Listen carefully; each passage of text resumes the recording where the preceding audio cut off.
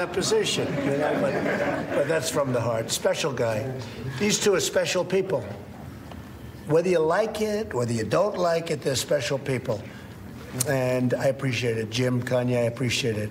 So let's go have some lunch. Okay? Thank you all very much. All right, guys, let's go. Make your way out. Thank you all. That was great. Great, John, huh? Isn't that nice? I appreciate it.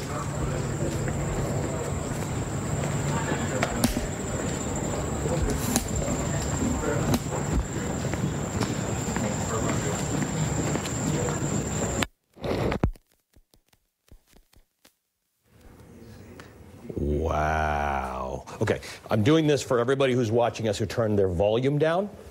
You can put it back up again. That was But if you think you're bonkers. going to get a thoughtful play-by-play and political analysis, you're not, because that was an assault on our White House. You can't analyze some of that stuff that was said. As we warned you at the top, there was a little bit of profanity. There was actually more than you heard. We were able to bleep some of it out, but there was some of it did make it in there. That was crazy. That was bonkers. I mean, the things that Kanye said.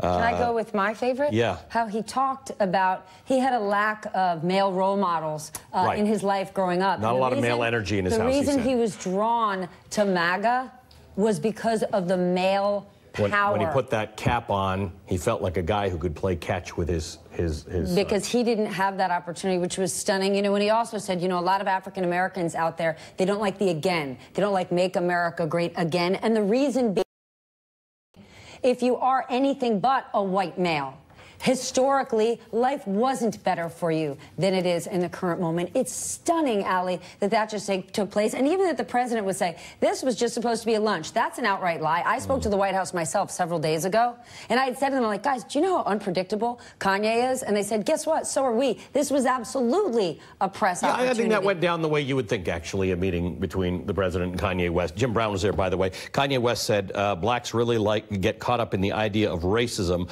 over the idea of industry. His comment to fight police brutality is to release the love.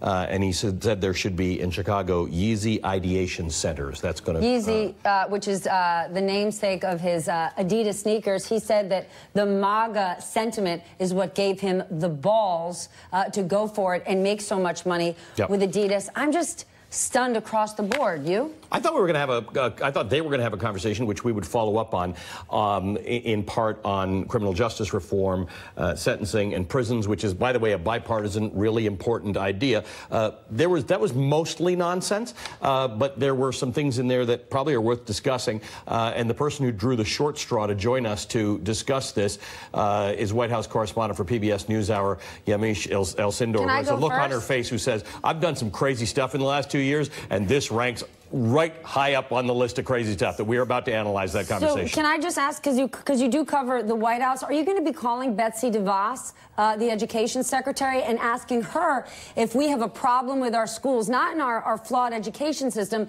but if it's just too boring? Yeah, they said there's no ADD, it's just people are bored. School's too boring, because that is the narrative that the President of the United States just allowed in our Oval Office.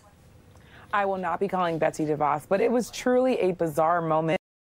And mainly because what we see is a complete transformation of Kanye West. This was a rapper who's not only is his music really something of a rallying cry for African Americans, and he's really a conscious rapper, but this is also a rapper who said George Bush doesn't care about black people at the height of when people were criticizing President Trump's handling of Hurricane Katrina because so many African Americans in New Orleans felt abandoned by the federal government and the White House. Now you have him using specific stereotypes that have been overused about African Americans. He talked about the fact that black people have been using welfare, that there aren't fathers in the home. Of course, we know that those things are just patently false, and that Kanye West was really talking about all this stuff and really not making a lot of sense in front of President Trump. It was a truly bizarre moment. Okay. But how do you think it's going to impact the president and or his supporters? He says that Kanye is really good for him with African American voters. I don't think that Kanye West is going to help him at all get any more votes from African Americans. I think the people that already like President Trump are going to look and say, look, Kanye West is someone that African Americans have championed, who say that this is someone who they've really, really looked at and said that this is a star of rappers.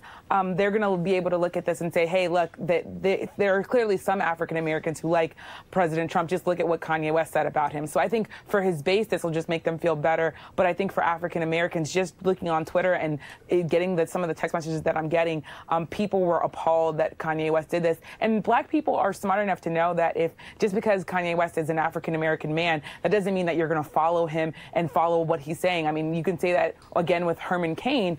There were people who said, okay, Herman Cain's an African American man. That means that black people are going to vote in droves for him. And we just didn't see that. So I don't think that this helps the president at all with African American voters. But it's more than just having an unconventional approach or a different voice in the White House, because President Trump did say things on the campaign trail that some found offensive, but he said to some people in the south side of Chicago, the system is failing you, Democrats are failing you, what do you have to lose? Said it in Detroit. Some people said that was offensive, but some actually said, you know what?